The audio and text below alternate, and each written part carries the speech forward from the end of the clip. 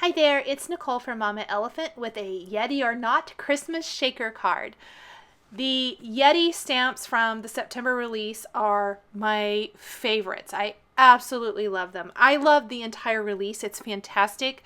But these little Yeti, they're the Yetis, and all the little images that go with them are my favorites. By far, there are fantastic greetings, and today's card showcases this Sentiments from Yeti stamp set.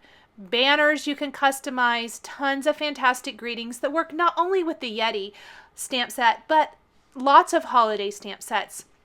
If you're not using the Yeti phrase, I think they would work with anything. This HEXASTAR, it says HEXASTAR, my label's wrong, it's HEXASTAR. Die collection from Mama Elephant is also new.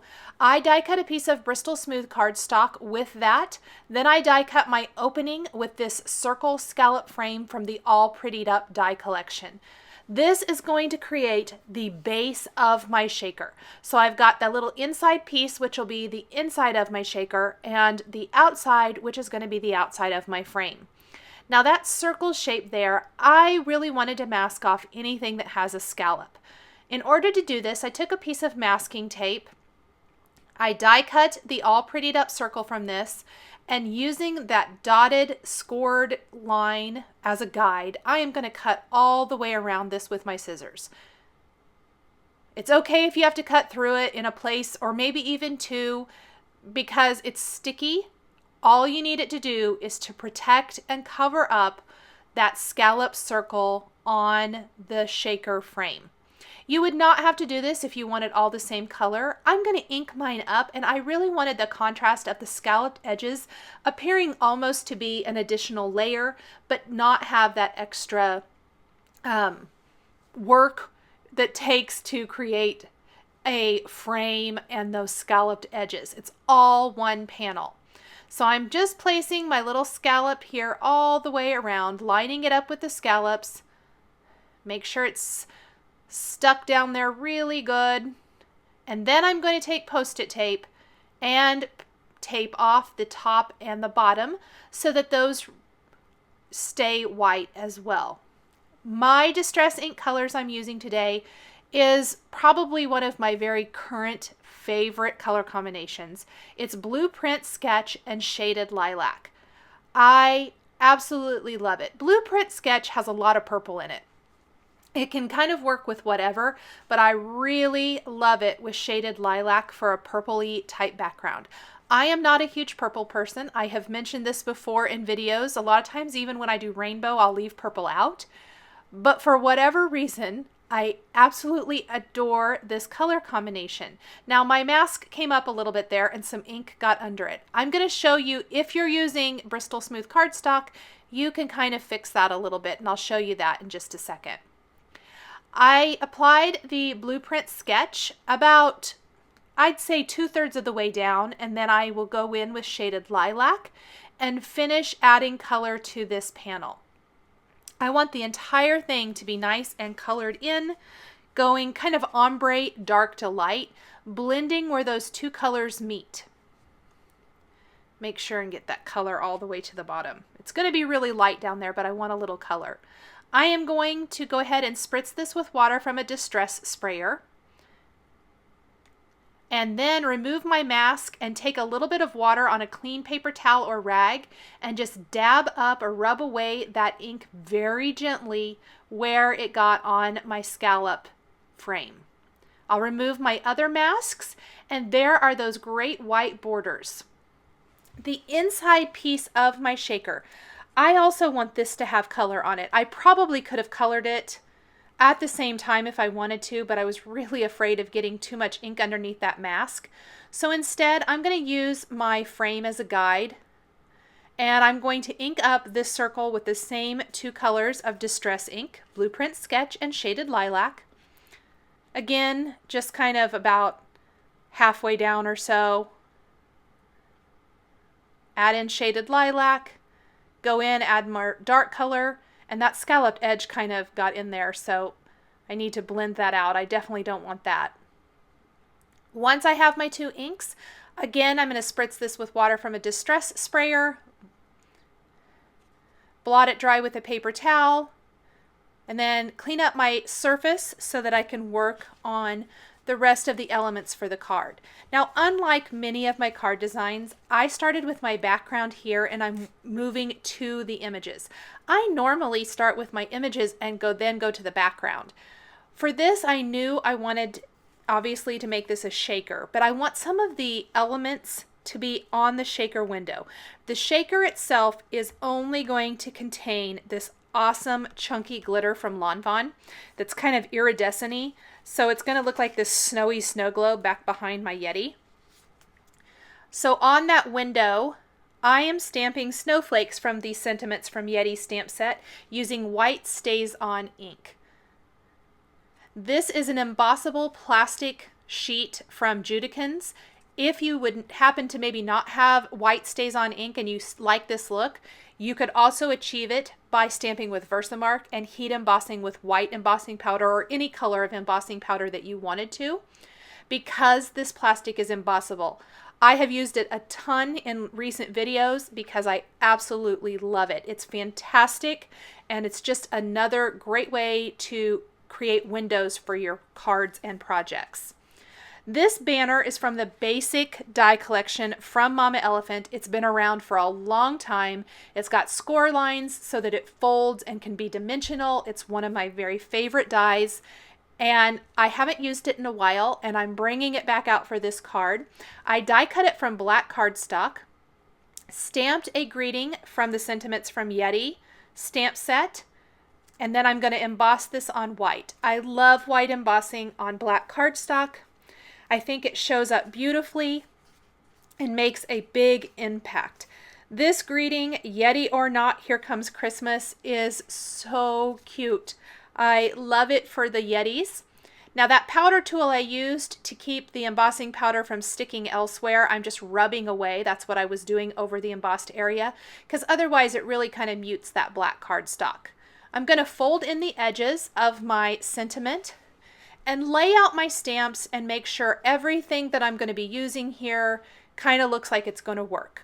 Now that my background elements, my frame, and my greeting are ready, I'm going to stamp the Yeti, the little girl hanging over the Yeti's head, and the tree from the Me and My Yeti stamp set, and then the hanging star border from the Sentiments from Yeti stamp set on smooth white card or Bristol smooth cardstock using a black ink that will work with watercolors. I think this is probably just a basic black ink. Anything that is waterproof is going to work. I am adding color with Bristol or my Zig Clean Color Real Brush markers. I love how they work on the Bristol cardstock. Really smooth. I'm using a combination of coloring with just the markers and then adding a little water pen if needed. But mostly I'm just blending out all the colors with my markers. They go on so smooth on the Bristol Smooth cardstock. I really haven't found another way that I love to color with the zigs more than on Bristol Smooth cardstock. You can do watercolor looks, or you can just kind of color with them like I was doing there, where I lay down the dark color and blend it out with a lighter color. For the Yeti, I did pull in a little water brush pen to blend that out because I didn't want him to have a ton of color, just a hint all the way around the edges.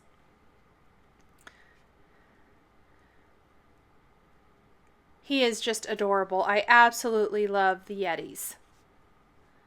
And the great thing about this particular Yeti image is when you use the coordinating die, it die cuts his paws so that he can hold different elements, which I think that is fun and can take him beyond just the holiday season, really. I could see him holding hearts and things for Valentine's Day, and I think that would be really cute too. My hanging star border is a couple of different color combinations. I guess I'll get to that more here in a little bit. I started to color that and then I skipped back up to finish off my Yeti. He has a little gray face and then gray horns. Some sugared almond pink for the cheeks.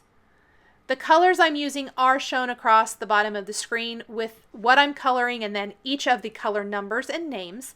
The stars are blue, cobalt blue, and English lavender. So some of the stars are blue and cobalt blue, some are blue and English lavender. So it looks like alternating blue and purple, kind of just to coordinate back with my blueprint sketch and shaded lilac frame.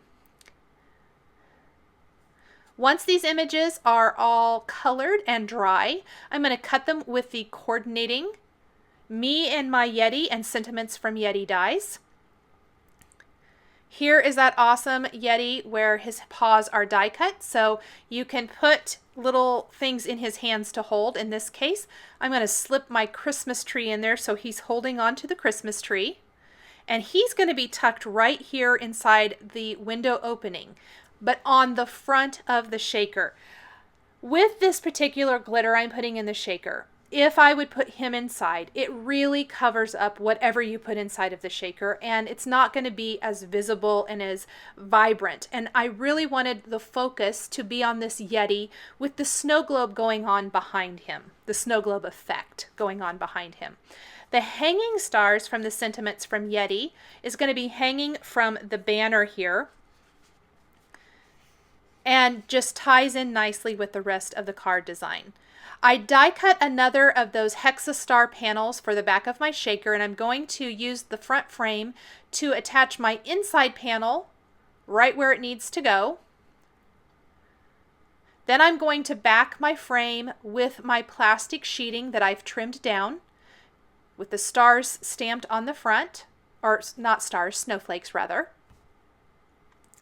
I'm doubling up foam adhesive to place all the way around the opening. I want the shaker part of this to be right around the circle so that the glitter inside the shaker doesn't disappear down underneath, if that makes sense. So I'm going to frame up this whole thing so that the shaker material is right there behind the window.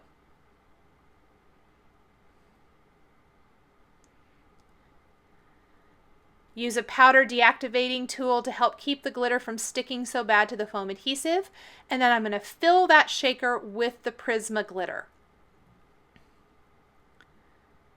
I'm going to go ahead and remove the backing paper from my foam adhesive and then take the shaker front to this. There's nothing else that goes inside the shaker. Everything else now is going to be on the front of the frame.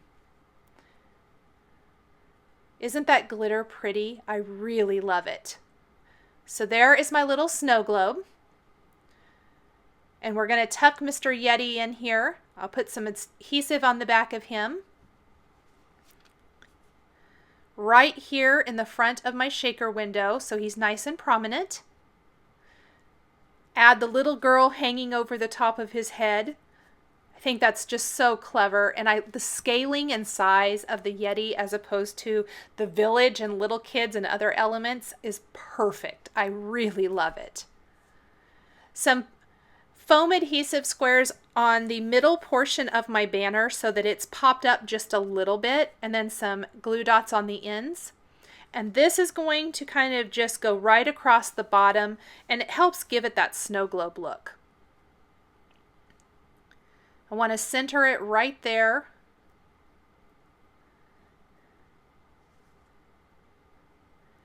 And then I want to hang my stars underneath this. But I want them to be hanging from the banner. So I'm putting some glue dots kind of on the front. And it kept sticking to me for whatever reason. I probably should have hung this from the banner before I put the banner on the card, but I didn't.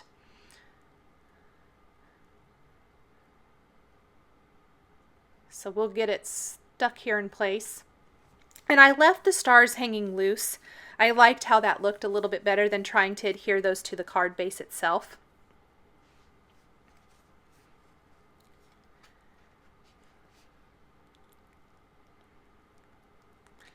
I'm going to adhere this to my card base.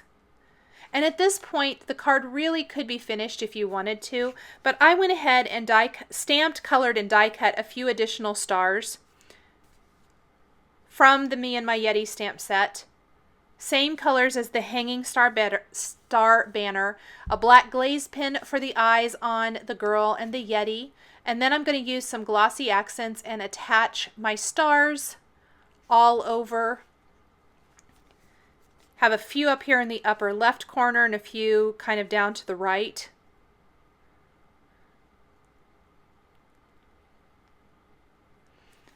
And to add some additional stars, I will take some star confetti here in a second too. So I've got a little silver and some iridescent star confetti. I'll add little dabs of glue all over the place and then just put those down to finish off the starry sky. I like to use a quick stick tool, a jewel picker or something like that would work as well. The little pieces are so teeny tiny, it really helps keep your fingers out of any liquid adhesive. And they really cling to the tip of the tool, so I don't even use the sticky end. I'm going to finish with a layer of glossy accents on the stars all around the snow globe, as well as the hanging stars and the top of the tree. Let this completely dry, and that will finish off this Yeti or Not Here Comes Christmas card featuring the sentiments from Yeti stamps and coordinating dies and the Me and My Yeti stamps and dies. Thanks for joining me today for this Christmas card featuring Mama Elephant stamps and dies. The supplies I used to create this card are listed and linked below the video here on YouTube. Here are a couple more cards featuring Mama Elephant that you might be interested in. Thanks for watching, and we'll catch you next time.